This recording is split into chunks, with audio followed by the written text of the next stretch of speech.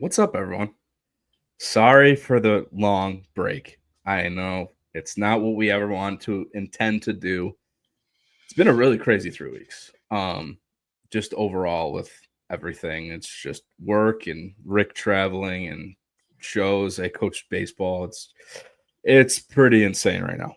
But on the bright side, we're back with an just a super good friend of ours, someone we've known for quite a while now, and has been a fan of the podcast even before he became a pro football player. So if you're from Western New York, you obviously know who he is. Our good friend, Buffalo Bill linebacker, Joe Andressen. What's up? What's up? What's up, Joey? How are you, buddy? I'm good. I'm good. Ready to talk cards? Yeah, hell yeah. Let's do it. Real quick, let's talk about you. Okay, because me and you met before you even played for the Bills. Yeah. It was probably a year and a half before that. What? Yep. Obviously your talent went to football. What drew you more to the baseball card scene? I think baseball, football is not very fun to collect, in my opinion. No, it's not. Just because the QBs are the only guys that hold value.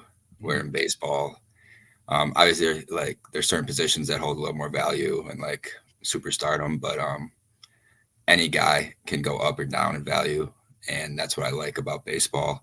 And I'm a big fan of baseball, just as it is. My brother played baseball and stuff like that. I'm always watching baseball, but I think that's probably the biggest thing. Like, obviously, I like football. I like watching football just as much as baseball, but it's from the card aspect. I like the investing part in baseball, and yeah, you don't really get that in football. I mean, I guess you get it from the QB standpoint, but like pretty much every other position is going to go down value, which it's not true in baseball. And you know how it is around us. Everyone's doing football, and then we have a nice trio here of when you come around. It's us doing the baseball. Yeah. So it's unfortunately. And then I wish more people. Other sports might be different.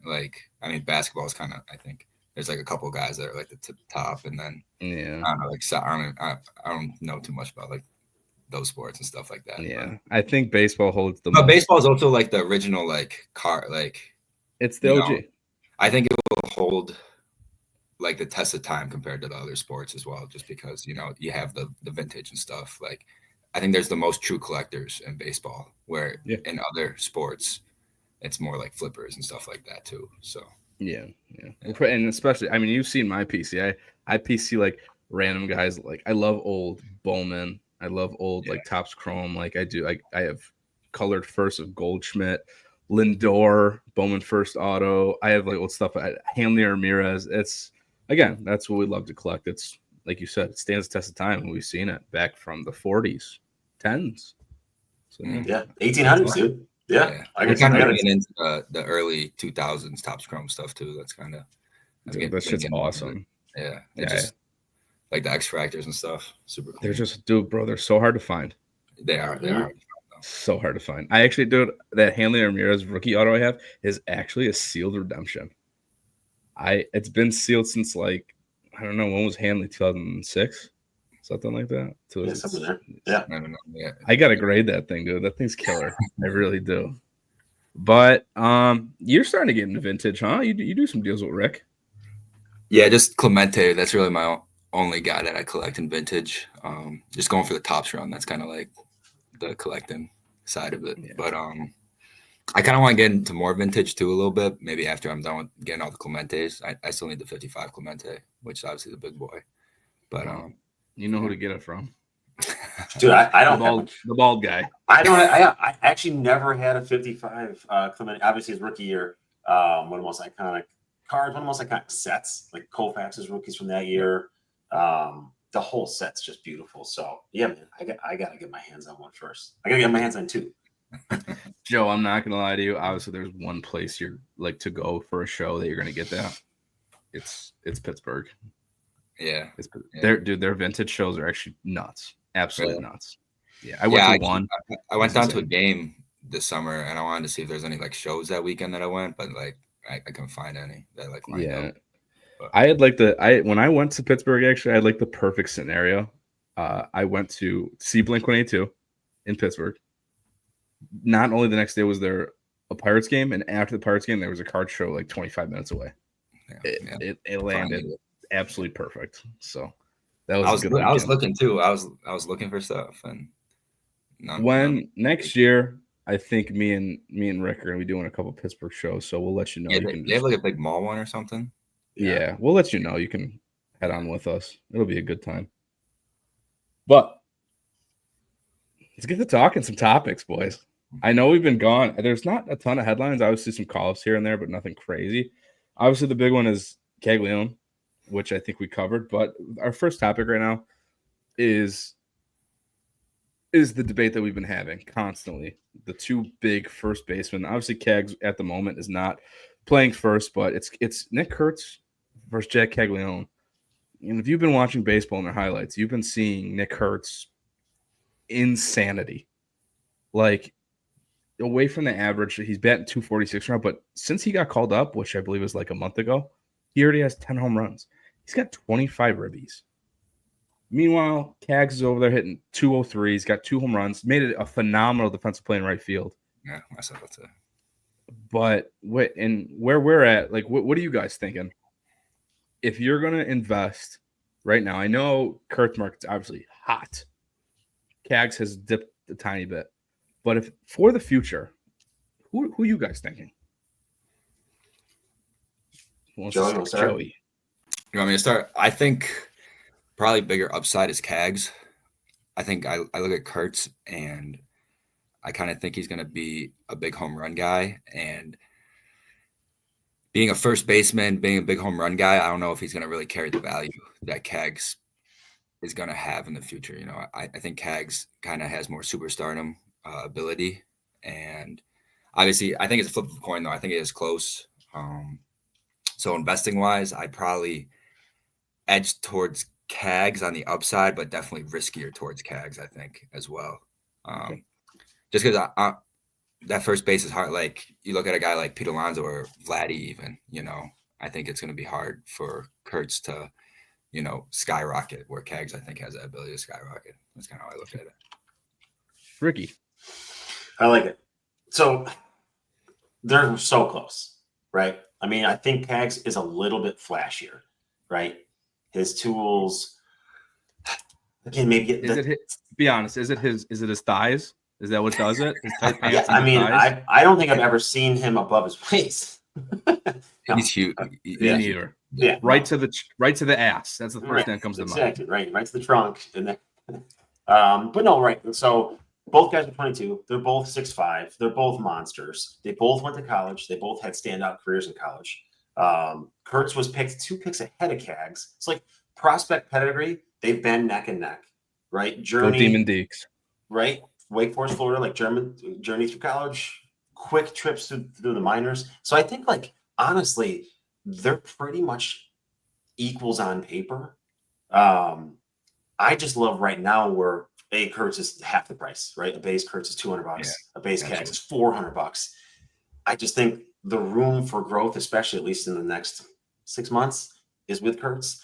I think long term, I like the A's prospects of like growing together as a team longer term than I do the Royals. So that's where I'm on the Kurtz train, just because like trajectory, I think may not be as splashy or as like Instagram worthy as Cags is, but I think kind of like the longer term, I'm on the Kurtz train.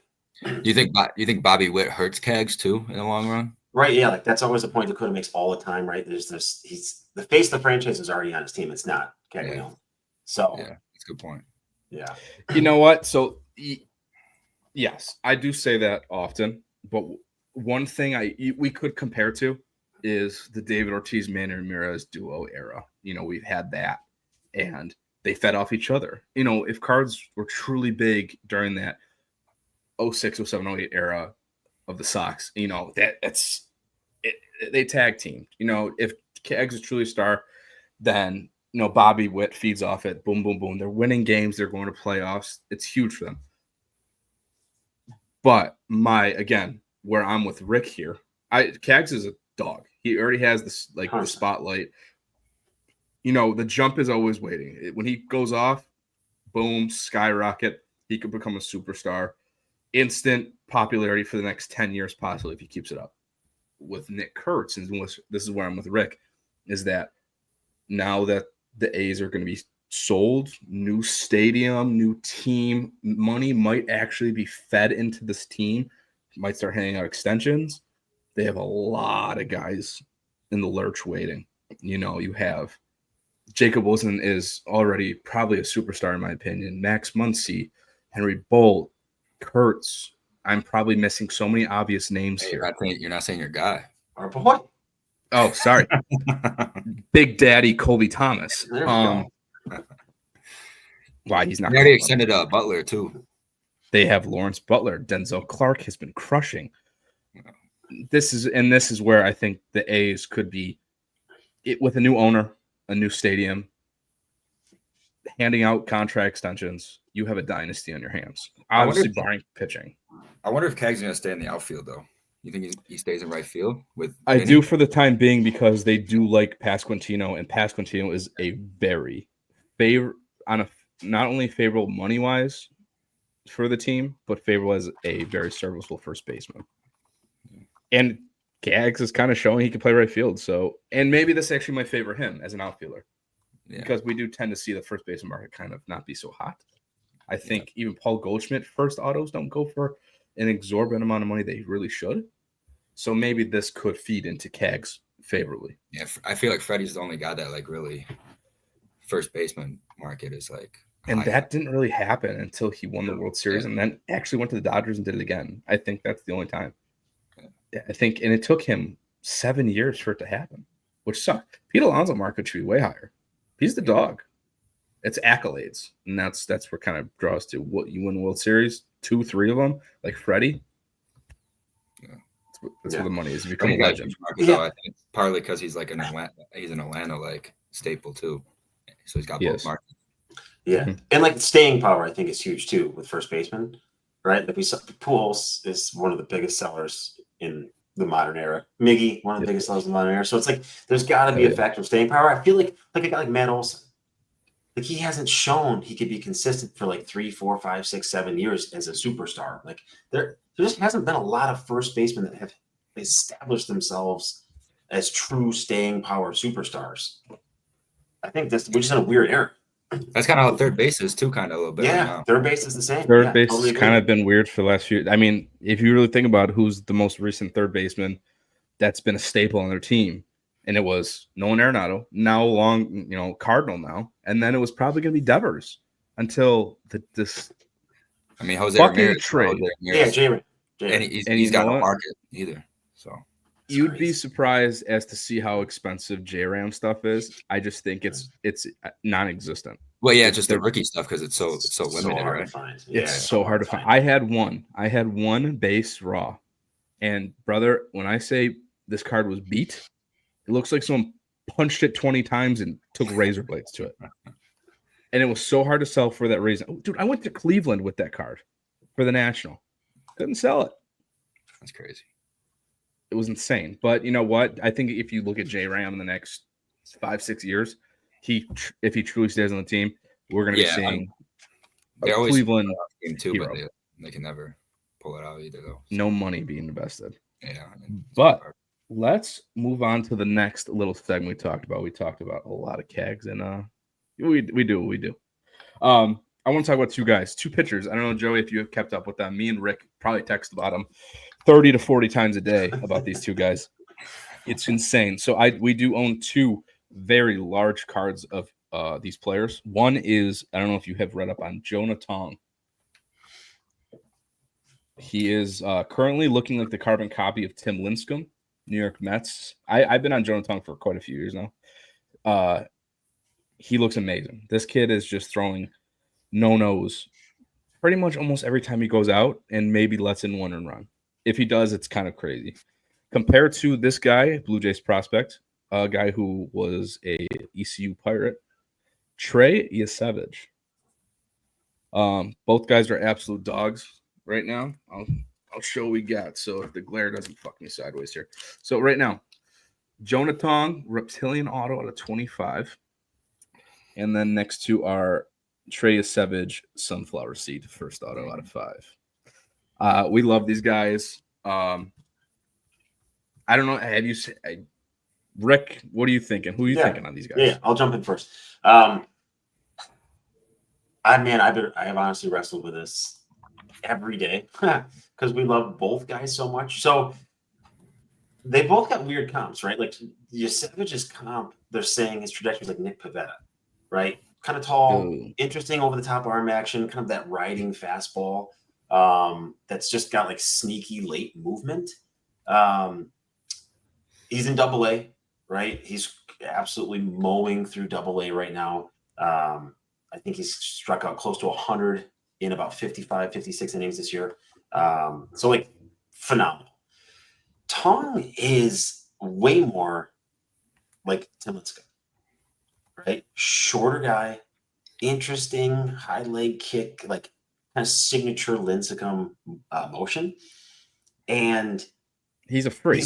He's got the swag. Like everything about what I remember vividly from watching Lincecum is like how I watched the tape of Tong. You know what I love about Jonah Tong is that like you watch him pitch, and after every strikeout, he's hopped off the mound just amped as fuck. Like this is what the pitcher. This is what we like. If you're gonna like love a pitcher, this is where the value comes from. Is these guys getting Ks, fired the fuck up, flipping off the dugout, jumping off. It's if we were more technical savvy, we would fucking splice in a bunch of cool highlights right now. But we're just gonna explain them. Like that's interesting to hear. So ready? Just trust us. Yeah. Real dramatic. Imagine this. Jonah Tong, 5'7" on the mound, strikes him out. Looks at the dugout, yells, "Fuck you, pussies!" Jesus. And then he winds up to the next batter. All right, we derailed. Yeah, bringing it back on the tracks. I think Tong's just one of those guys where he makes the hobby recognize the pitcher. Right? Like, Yesavage is going to be a dog for sure. But Tong's one of those guys where it's like he's going to be on SportsCenter. He's going to be across Instagram. He's going to be on TikTok. Like his highlights are going to be everywhere. So I think like he will be a household like superstar name. And this is the thing where like finally like Skeens really kind of lit the fire for this investing in pitchers. I know his market was crazy. It's down like significantly, but when they hit the league, it's like, dude, if you invested in Tong just in breaks when the product dropped, like we did, and we bought that, tons of money to be made. Also, I think he could be a staple name for pitchers in the next 10, 20 years, barring health. You know, I think this kid, and he's a Met. Yeah, way more competitive division, bigger market, like all that stuff. I'll say I listen to Just Baseball a lot podcast, and they have talked about Yesavage a lot. And he's been pretty much unhittable at the high A level. But also talking about pitchers, because I don't do a lot of pitchers, Jacob Mizorowski has been absolutely. And you see he's got a matchup with Paul Skeens coming up. Ooh. Yeah, so Paul Skeens versus Mizorowski. So one thing we did end up moving is that it was when Mizorowski was like in like high A. We loved him, dude. We loved him. The only reason I dished this card is because I believed he was going to actually be a closer. Yeah, I had his black Bowman first auto, raw, but I moved it to a buddy at a show, and he ended up putting it on eBay. Wish I still had it, obviously, because he's amazing. Well, his big thing was walks, right? He was a little wild, but yeah, I mean, when you throw 103, 104, I mean, happens. The game into what the fifth, sixth, so.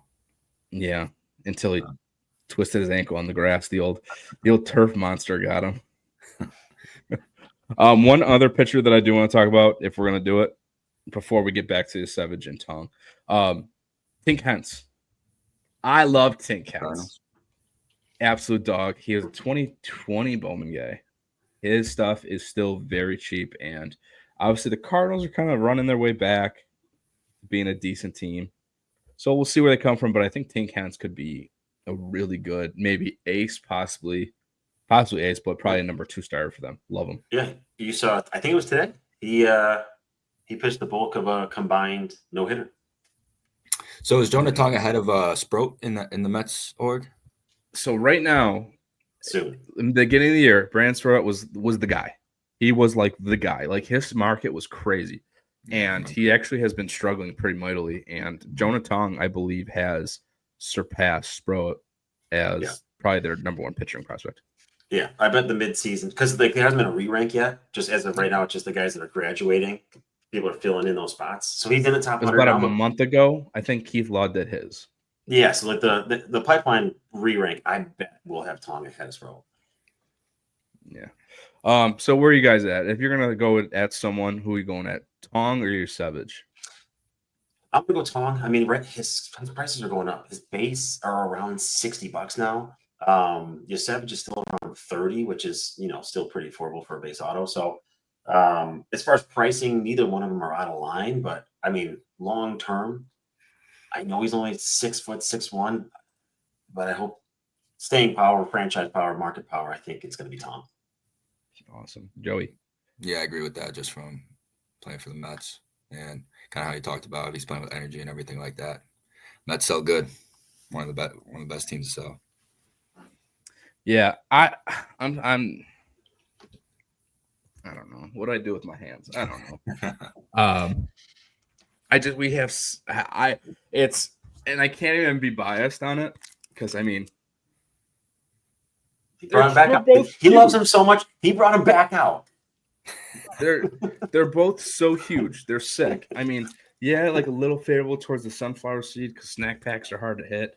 But like Blue Jays, my argument is that Blue Jays developed their pitchers so fucking terribly. Okay. What's nice now is that we're still like Yesavage is in Double-A. So we're definitely seeing him face harder hitting. And he's succeeding. Tong's still in High A. So did he hit Double-A? Did he finally hit Double-A? Okay, so then I'm wrong. Tong's been in Double-A all year, dude. Has he? Then yeah. All right, then Jonah Tong is the way to go. I'm going Jonah Tong. He's so explosive and just a reincarnation of the freak. I mean, his stuff's crazy. Throwing no-nos like I think he has like 108 Ks to like 55 innings or something like that. It's ridiculous. I'm going full on Jonah Tong. I'm tonging it up right now. Give me the tongs. I'm Jonah. Jonah's only 22. Oh, yeah, he was he a college pitcher? Dude, no, I don't think so. And he's Canadian, so like I think he probably played amateur like through like age 19 because he was a 2022 draft pick. So that makes sense. I think he just turned like 22 years old. Mm-hmm. I'm Tong. I'm Tong.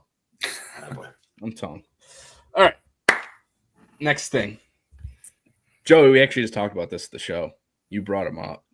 Luis Pena. Yeah. How you feel about him, buddy? He's all over my Twitter feed every day. You know what I want to bring up before we talk about Luis Pena? Me and Rick don't do any Twitter cards. How do you feel about Twitter?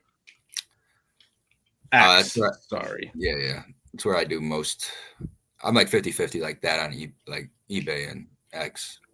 And a little Instagram because sometimes people hit me up on Instagram, but that's where I do most of my selling. And it's very hit or miss. I feel like depending on your cards, you can get a lot of hits, and then sometimes it can be dead too. But I've kind of been on it for so long that I have like a lot of people, like guys that collect certain teams, and I can hit them up and get bites that way. So. Yeah, I do like I tried on. But it's great for like the prospects. Like, because I follow some guys on there that just pretty much talk prospects all day. So I get a lot of news off that. Nice. Oh, cool. Yeah, I just do so much Instagram. Like I feel like I should extend to X, but like I don't know where to start my branching out and stuff, like to who to follow and stuff. It definitely takes a while to kind of build Instagram that. took me 2 years to pop off. So now it's kind of the same thing as Instagram too, I'd say. Like just kind of takes a bit to build. But it's nice once you get there, I guess. Sweet. All right, back to Luis Pena. Yeah. He's hitting the ball in the air, which I think was the biggest thing because he was a huge speedster the year before. And we're just talking about his prices overall, or we're just talking about him as a player? How you feel about him? You think he's good here? You think he's got good money, or is it too expensive? I think he is priced right. I think he So I'll give you this example. he's This is 18 like years old, and dude, I could not find any base PSA 10 like comps. The only comp I found in PSA 10 recently was May 21st.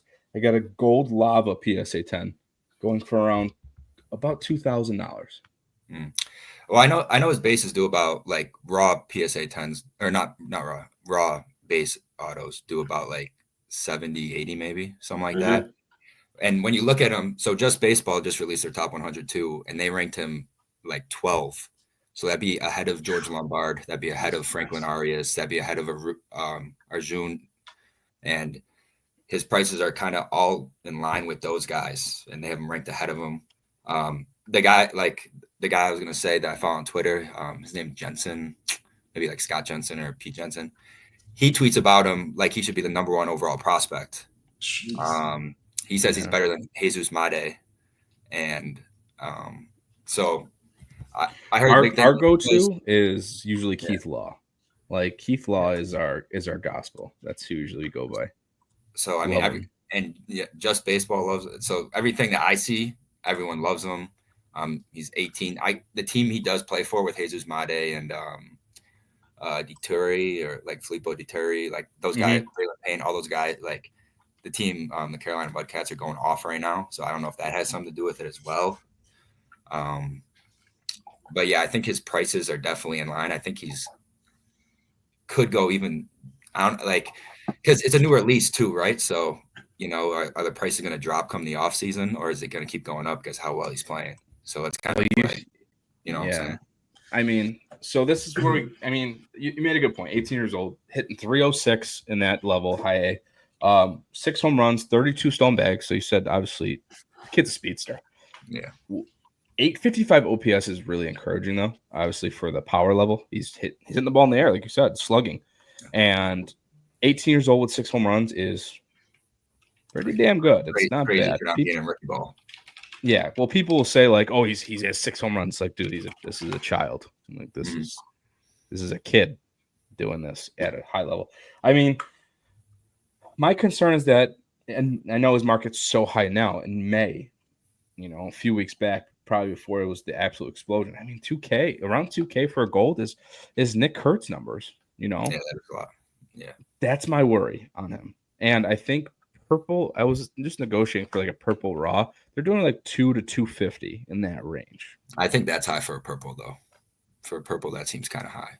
That's not in his range. It's not terrible, really. I mean what raw. What would like a Jesus Made do? Like low threes, 400. Yeah. Yeah, that sounds right. But I mean, if he could really turn into that guy, why not? Rick, what are you thinking? So, Bowman's my favorite release of the year. People obviously draft gets all the hype. I love Bowman because you get the benefit of having these guys play a full season with the release, right? Like the Chrome guys, they're like 17. They're international prospects. They play 2 weeks in the DSL or something, then their season's done. Draft, they might play for a few weeks, then their season's done. With the Bowman release, you get these guys for a full season. So they don't have as sharp and quickly of a decline in their market because you get the benefit of a whole season. I love the 25 Bowman class, right? So we've got obviously special place in my heart forever is Kevin McGonigal. But we got Weatherholt, we've got Condon, we've got Arias, we got Password, we got Slade. Like the prospect list is so deep for a Bowman class. It reminds me of 2023. Pena was like kind of slept on early on. Like I actually heard more about that Joffrey guy from the Brewers more than Pena on release, and now it's like, all right, his numbers are undeniable. He's getting a ton of hype, like as you said, Joey. Like he's all over every social media platform. I see stuff on IG like almost every single day. And normally in these situations, you get kind of scared with another prospect on the same pedigree as Made. You got Cooper Pratt, who's also a shortstop. But, dude, look at their big league roster. Their infield fucking sucks. So it's like they don't have anybody blocking them at all. Like, it's grow at your own pace. They're a good team. They're always kind of in the playoff hunt. So there's nobody in front of him. or Mate. So like you don't have that kind of stigma, you don't have that roadblock in the organization. So I really, really like this kid. You can't buy the Brewers and breaks because they're so fucking expensive. So you gotta go singles. And On the bright side, imagine if you got into like a draft break, you hit a fucking ton of money to get a Brewer spot, and you hit a fucking Pena. You're like, fuck, this is bullshit. I want a Mate. Probably paying off pretty fucking well right now, right? Yeah, dude, like, so his base Affies are doing close to $300. Like Joe said, his base autos are going for about $75. Problem is like the product's so new. Like you wouldn't probably send a base Pena auto on a 10-day. So like it'll probably be maybe 2 to 4 more weeks before we really start to see this 25 moment class get a flood of PSA graded stuff. It's like, dude, right? Like the next couple of weeks is probably the window really to start loading up before the graded stuff pops. And if he keeps hitting the way he's going, sky's the limit. Yeah, awesome. All right, well, there's Luis Pena. Let's talk about our boy. This is a cool scenario we got coming up. Trade deadline's coming up. A lot of guys gonna be moved from shittier teams. A lot of spots gonna open up for top prospects. So one guy that we've talked about for the last 2 years. Joey knows it's our favorite guy in the whole fucking wide world. Jordan Lawler. So Joe, let me talk you the scenario, right? The Diamondbacks obviously not a favorable start to the season. They lost Corbin Burns for Tommy John, which is terrible. Their pitching's not great. Zach Gallen is most likely to be moved, but the big story is that Eugenio Suarez, every time he hits a ball, it goes into orbit. I don't know how he does this. Like every 2 to 3 years, he just goes absolutely fucking bonkers. He's on pace for like 50 home runs this year. Most likely to be traded. Going to probably get a haul. Okay. But this directly opens a spot at third base for Jordan Lawler, in my opinion. This is huge for us because we have 50,000 Jordan Lawlers. Since you can probably give an unbiased opinion here, what are you thinking on Jordan Lawler? I haven't kept track of him like you guys have, obviously, and I haven't watched his big league at bats. I know stat wise when he gets called up to the big leagues, he's in and out of the lineup, and he bats very poorly. A big part of that is he probably isn't in the lineup every day, so he can't stack anything together, which we see with a ton of young prospects that come up. Mm-hmm. They kind of need those first 2, maybe 3 weeks to get settled. Obviously, he's been a top prospect for years. So, I just 21. Yeah, I think he needs, to play, obviously. I don't know if the D-backs are going to trade Gallen. I can see Suarez. Gallen, I feel like his stock might be too low to sell for them right now. He's not – I believe – you could correct me if I'm wrong. I believe he's not having a great year. Not having a Gallen type year. I do think he has some – team control after this year also. So yeah. So maybe. Could be a hefty asking price. I think we just talked about it to the show. And after you told me that, I definitely see that they're probably gonna sell at the deadline, especially Carroll's like we just talked about before the show. He's banged up right now. Ketel Marte and Suarez are pretty much their whole team. And to answer the question about Lawler, I think it's really a coin toss. I mean, pretty much like any prospect, you need to see him play a couple months and see how it works out. And I haven't seen his big league at bats. Like, I can watch Caglione, I can watch Kurtz, I can watch Roman Anthony even compared to some other guys. I see their at bats and I can tell that, they're ready to play in the bigs. They're not swinging at everything. They're taking pitchers. They're having good at bats. And I think that's what I like to see when I see a young guy take good at bats. So yeah. Right now, I mean, it's just like we saw Lawler get the call up, and it was just idiotic how they played him. He got a game, got 3 at bats, didn't play for like 2 or 3 days, got a game, then didn't play for like 3 games, got a pinch hit, didn't. And I'm just like, what? Like, how is a kid just going to get going after this? And then he gets sent back to AAA, and then it's home run, back-to-back home runs, 3 for 4, triple. I'm just like, this. You just get the kid in the lineup and let him play for 2 weeks straight, and he'll get it. The kid is truly, in my opinion, he's a top 5 prospect. still, he's insane. He has the potential to be a 5-tool player in the MLB. He's an amazing fielder, makes contact like crazy, drives the ball. It's right now, I'm still saying that it is a phenomenal time to invest in Jordan Lawler. If you go look at the MLB top 100, he's in the top 15. He's a 21-year-old shortstop. He's four. I mean, top 15. the only thing is, 4. do you get prospect fatigue though with him? Like with a guy like that? I don't. I lay in bed and I sit with his cards next to me. I mean, I'm not talking about you though. I'm talking about his market though. Do you think guys are gonna? It's definitely. I think it is fatigue. It's dead tired. It's you got to think during 2021 when he dropped at draft, he was the guy. Yeah. It was him and Drew Jones. Yeah. Okay. And it kind of drawn out. Right. Let me get on a roll here. So, all right. You see him? He's over there sweating. He's like, "Oh, I got a lot of hot takes here. So, like, first, I'm going to talk timeline, right? So, he's a 2021 draft. Him and Mayer in the same draft. We're in 2025 now. Go back 2 years. 2019 draft. Adley, Gunnar, Carroll, Riley Green, John. Those guys didn't pop off as rookies until 2023. It's like same timeline as those guys, right? PCA, 2020. He's not popping off until this year. So it's like he's well within the window still. Yeah. Argument. I have an argument. Riley Green and all them, and whoever you said. Now, popping off now. They were college ball. Oh, Riley Green wasn't. But Torkelson, college ball player. Right. How many of those guys were college ball players? Jordan Lawler was an 18-year-old high schooler. Yeah, right. Yeah, the only thing with that, I think him getting called up already and playing a little bit, though.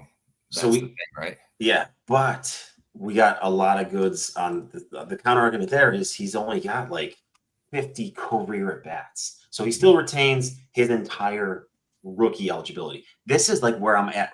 Honestly, right now is how invested we are. I hope the fucking D-backs just stay in it. They don't trade Suarez, and we get a full year of Lawler next year. We get spring training hype. We get a full rookie season. I don't want him to NL Rookie of the Year. I don't want him to come up August 1st and get 160 at bats and be DQ'd out of the Rookie of the Year race next year. Like I kind of want Arizona to hang in this. Let him just fucking. He's ready. He's clearly ready. The organization's fucked him, but just let him just continue to rake, and then let's get a full season of him next year. You kind of seen that with Jacob Wilson this year too. Well, he got hurt, so that's why his debut was like short last year. Exactly. I mean, let's get being in the rookie of the year race definitely is huge. Let's get him in the red rookie redemption for 26 Bowman. Like all this shit. Yeah, he already has the rookie card. 24 Bowman, but the red rookie redemption, I don't know.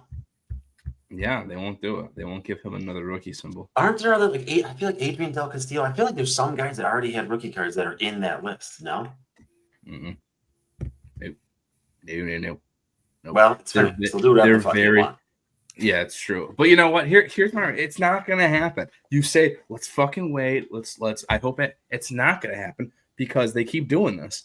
They drop him down. He goes fucking 25 for 50 in AAA with like 10 bombs and awesome. Nothing. It's and then highlight after highlight, and they bring up he gets 4 at bats in 3 weeks. He can't win Rookie of the Year. He won't win Rookie of the Year. It's not going to happen. I trust me. That scenario gave me a little schwanz. I ain't gonna lie to you. I got excited with it. Okay, that's what I was hoping. But it's not gonna happen. You always know how to give me a little chop, but at this moment, it's not gonna happen. Okay, our best hope is that he comes up. When they trade Suarez, he gets a little fire in their ass. He shows out. Okay, we're kind of battling. You're battling waves here. You're drowning right now. But unfortunately, we're gonna have to learn how to swim. Hold these cards. Hopefully, he cranks it up in the big leagues and he takes off.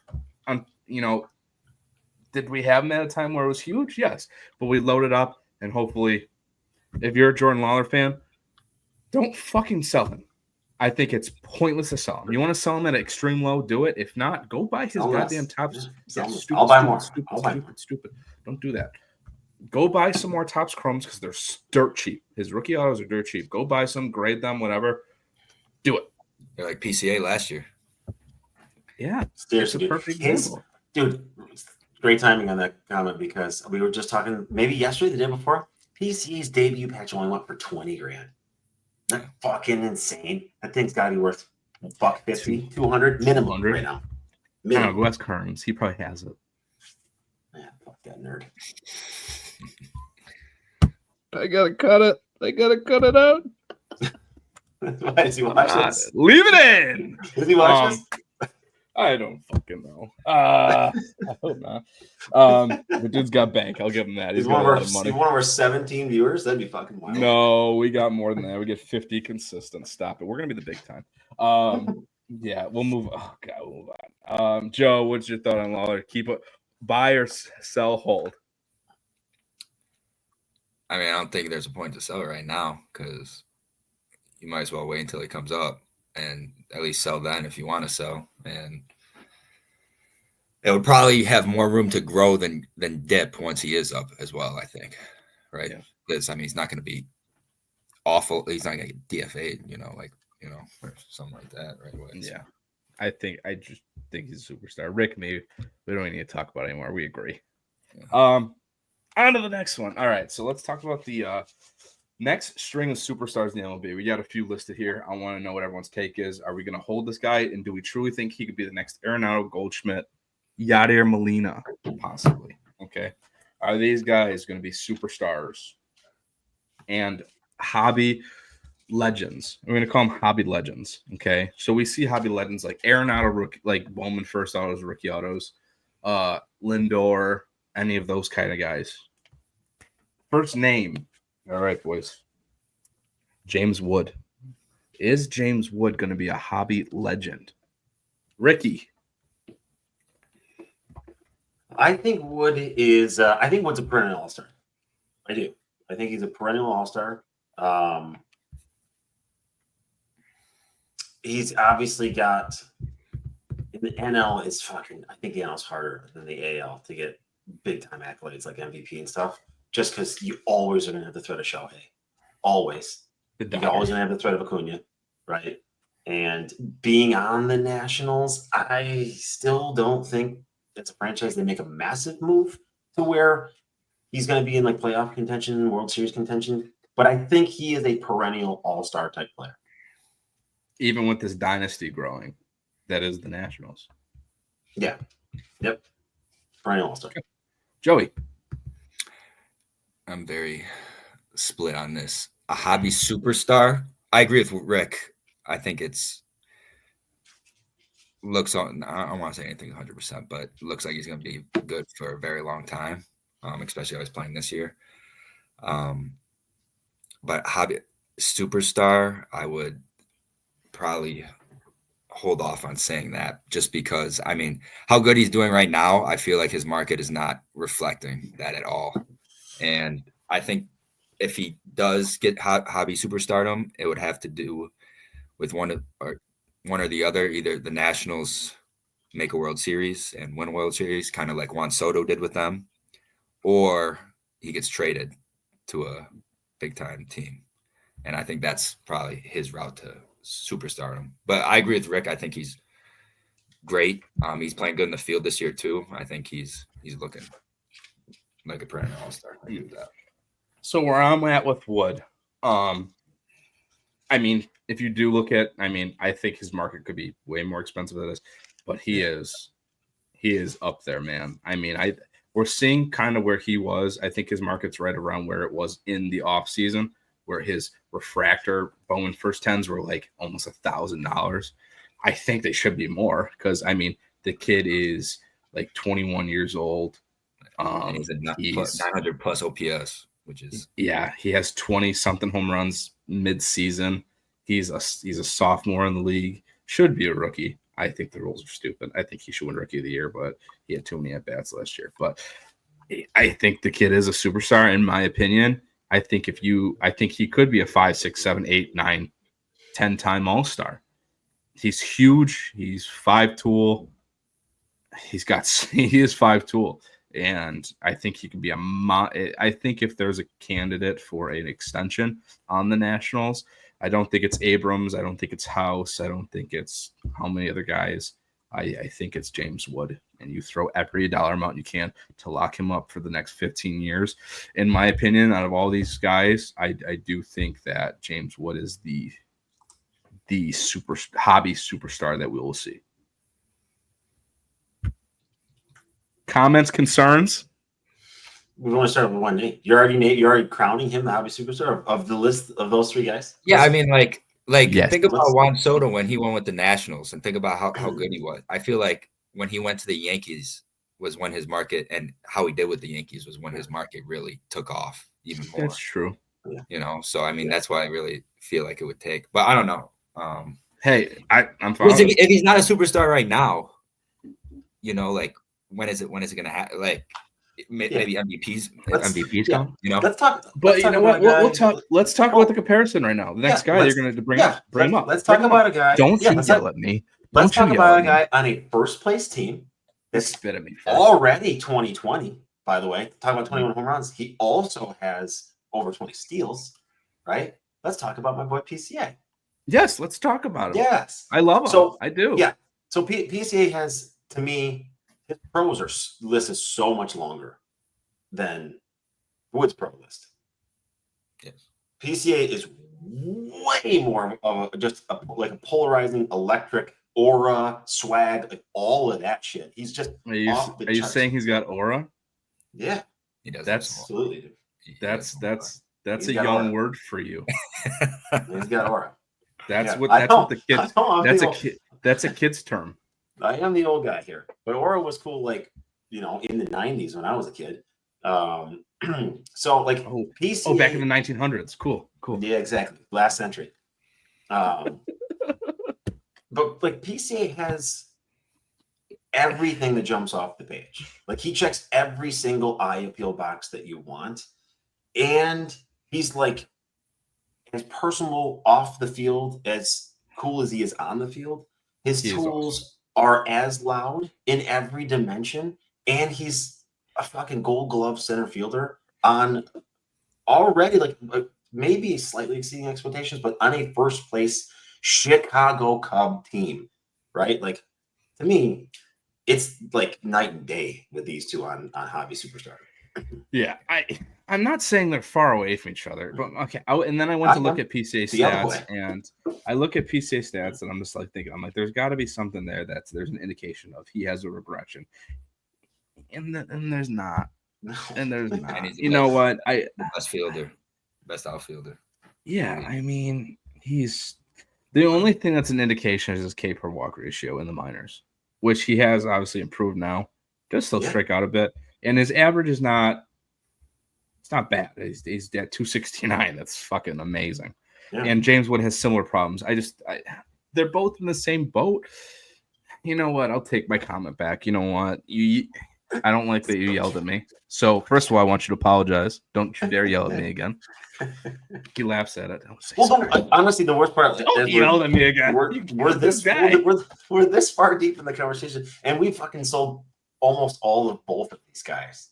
So, you know what I mean? Like, yes, we took the peak approach. I have a couple of PCAs in the PC that I'm holding on to, but like, we've ridden the wave of both these guys and sold off of all of them. The reason I sold PCA is because his market exploded to such a high level that it was like it was pointless not to sell him, because I think by the end of the season, I mean, not by the end of the season, I think this will be a topic, our last topic here.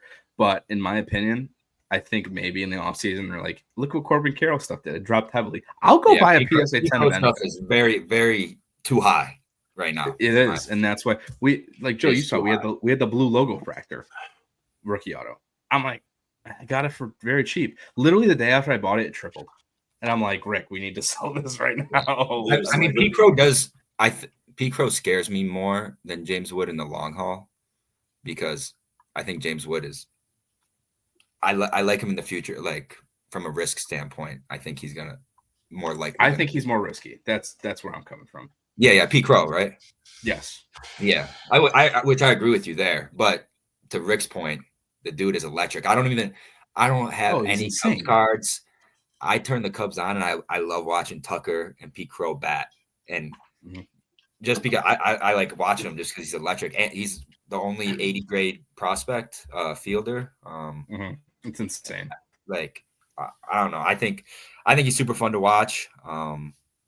Do you know So what I actually like got him. me going on with him is that remember last year in the minors he hit that triple, and then he's on base freaking the fuck out, throwing his hands up. He talks Like so much shit. that's yeah, and that's when I got he is a shit talker, and that's what got me I'm going. pretty sure he I gets. was like, And, this is and dog.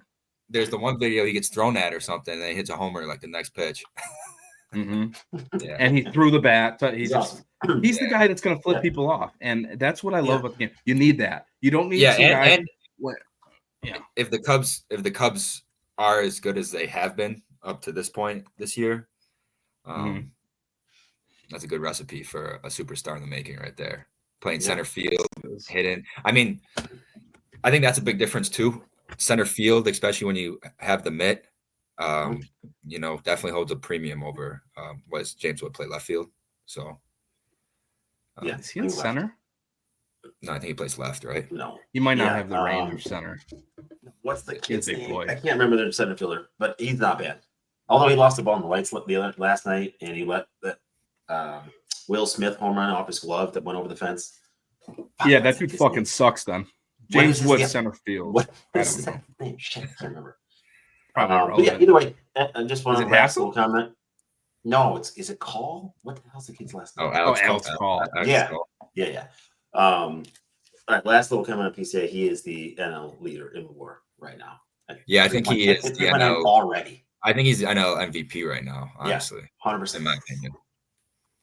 That's a bold take. I love it. No, it's not bold. I'm here for it. I'm here for no. I don't think it's bold. I'm here for it. You know what? Who's AL MVP then? Because I got one. Judge. Not close. Judge. Yeah, Judge. Raleigh, yeah, but we all want Cal Raleigh to be the AL MVP. But I guess you don't have to say it's not close, but Judge is pretty certified. The average makes it debatable. But I'm going to tell you right now, with the Judge slump right now and the Yankees, if Cal Raleigh hits 275 with 60 home runs, it better fucking be Cal Raleigh. I don't care if Judge has 50 home runs, is batting 320. It better be Cal Raleigh. But it's as a catcher. But Cal Raleigh doesn't have a great defensive catcher year. Yeah, and the Mariners have to be in the playoff. Yeah, true. They're for them playing to well. have a chance. They're definitely playing well. Yeah. All right, we'll move on to the next guy, and then we got one more little topic, and then we'll wrap it up. Next guy, I don't know. I think it could be this guy.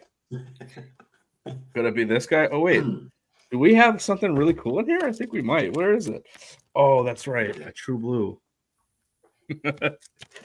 Junior Caminero. Come on. The guy that we obviously haven't sold much. No. I haven't sold much of him. I've sold all my Junior Caminero. I think that may have been a mistake, my friend. It might have been. I took the profit. I took it. For projections, he's right about end of season. He's about, I think the projection was 278 with 35 home runs and over 100 RBIs. It is late. I think the kid's amazing.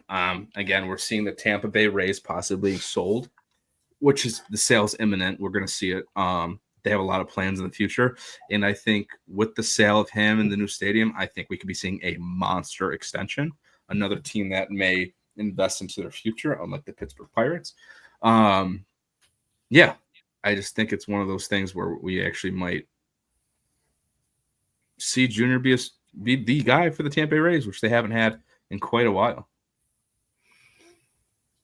Yeah, who has to go on trial right now? Oh, that's right. He touched kids. Yeah. We don't. Backyard breaks may go for that. We don't do that here. Truth, that fucking scumbag. Yeah. In my opinion, Junior Caminero, out of the three guys we talked about, superstardom, I think, is least likely from him out of just the three we talked about. A big part would probably be because who he plays for. He didn't mean my dick just went inside my body. Actually, I'm sorry. He did. Hey. He but a big part would be who he plays for, and that's the knock. The only thing I the way I see him reaching that is if he's an MVP type of guy. And, he is showing signs of it, obviously, this year. Obviously not going to win the MVP this year, but his market hasn't exploded like I thought it would too this year. Yeah, and the Rays are good too. They're in the wild card spot right now too. So, which is, it's not like they're doing bad either. Yeah. I think there was a lot of hype behind him too, especially he played in the Dominican League and he was going off in the Dominican League coming in. So I don't know if that just had something to do with it. Some of it was baked in already in the preseason.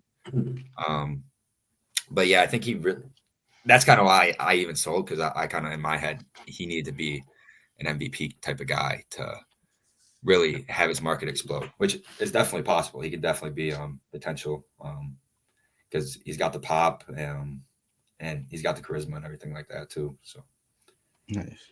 Yeah. I mean, he's definitely explosive. He's obviously, I believe he's Dominican. Don't want to do a race thing here, but I'm pretty sure he's from Dominican. He is. Or he's Dominican. He's explosive. I mean, we see Dominican-born players obviously have very favorable markets in this league, especially being a superstar.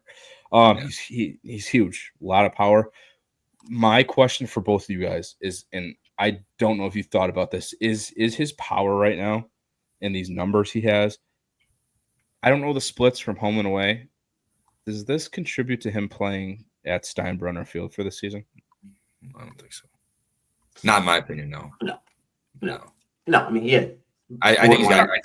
My bad. Yeah. No, well, he had borderline 80 power. Power tool from the jump. I was honestly surprised you put him on this list because I honestly think he's already a superstar. I think it's been a little bit quiet because he is on the Rays. They don't get as much media coverage. They're in the AL East, which helps because they get some primetime games against the Yankees. But they're just one of those teams where they just always kind of feel like an afterthought, even though they're always good, right? They're being like an afterthought because you're in a division with the Yankees, with the Red Sox, with the Orioles, who fucking suck this year, but have a lot of superstars on their team. So they just always feel like an afterthought. He started slow.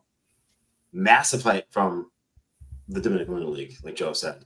Dingers off the scoreboards, walk-off grand slams, bat flips to the moon. In the DSL, that was awesome. Yeah, bat flips to the fucking moon. All of that shit was awesome. And he started slow.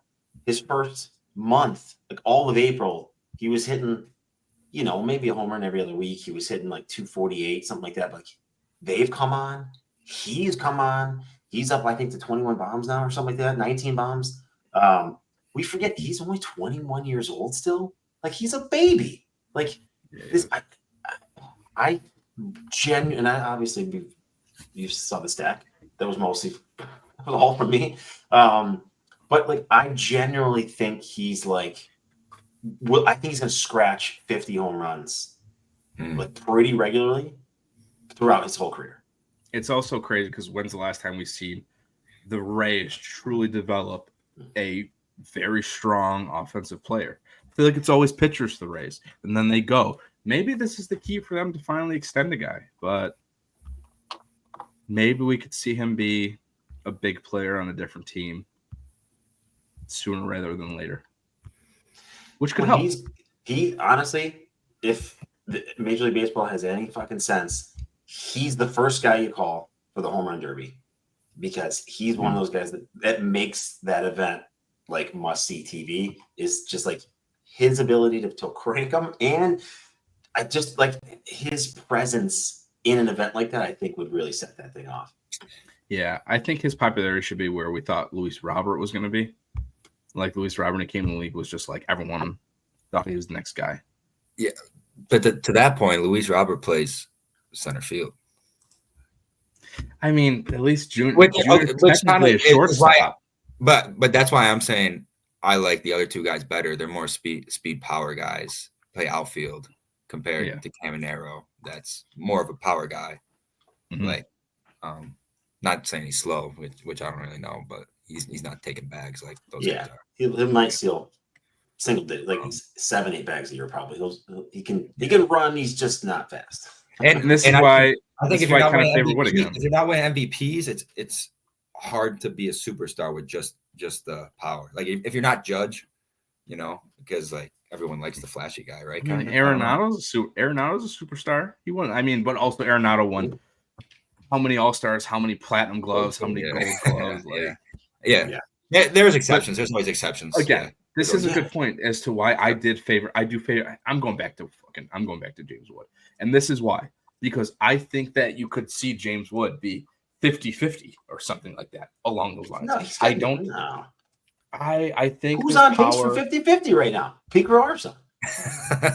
Listen, I think this PCA power. Every time I see PCA go deep, I want to message Rick and just be like,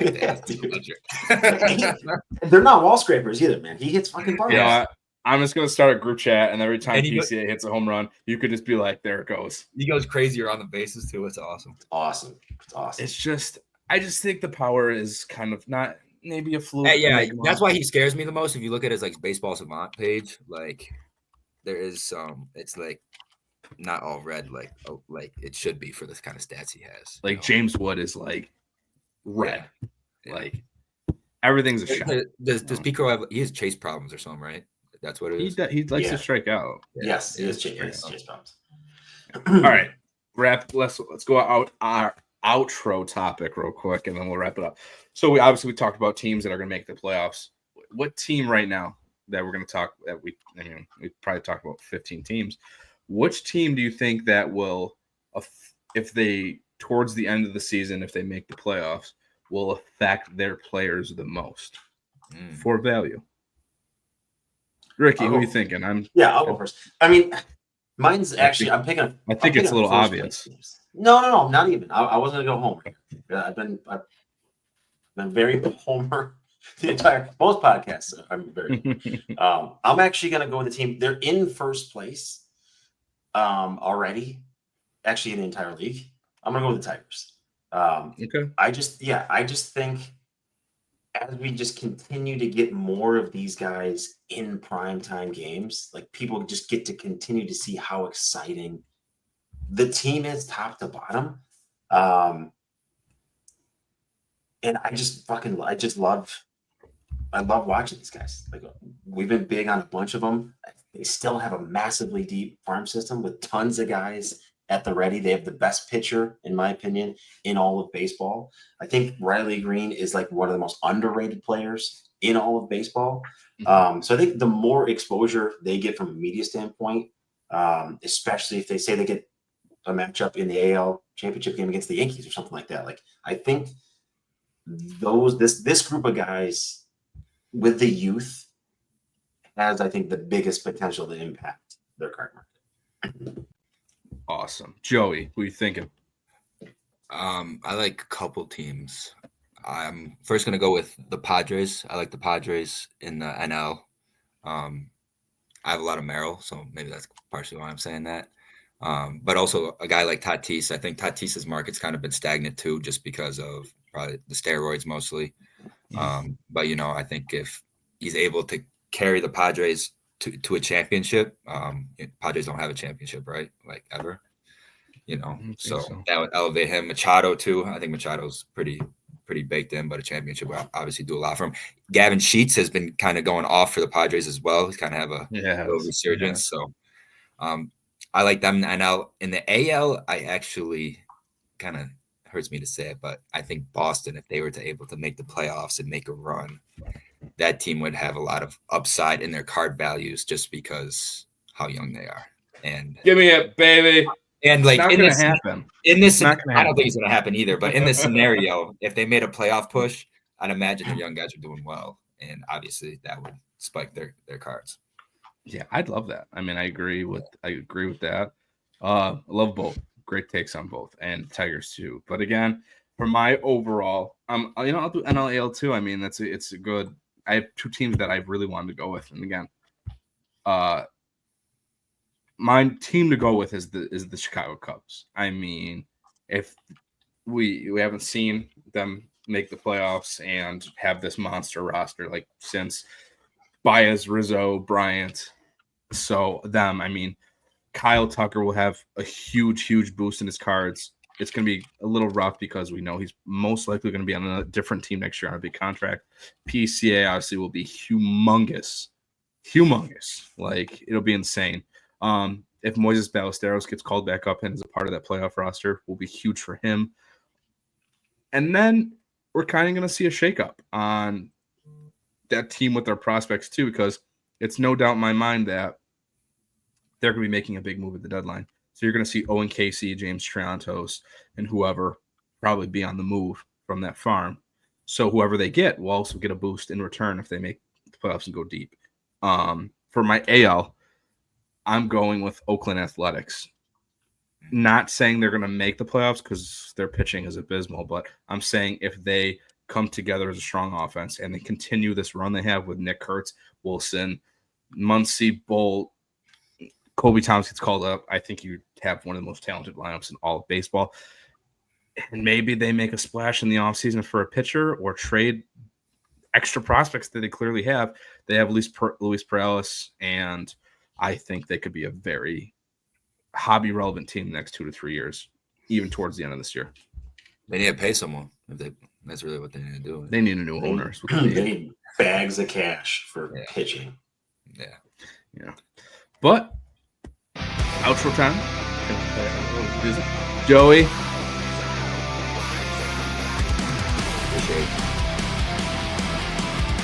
Thanks for listening. We'll talk to you guys later.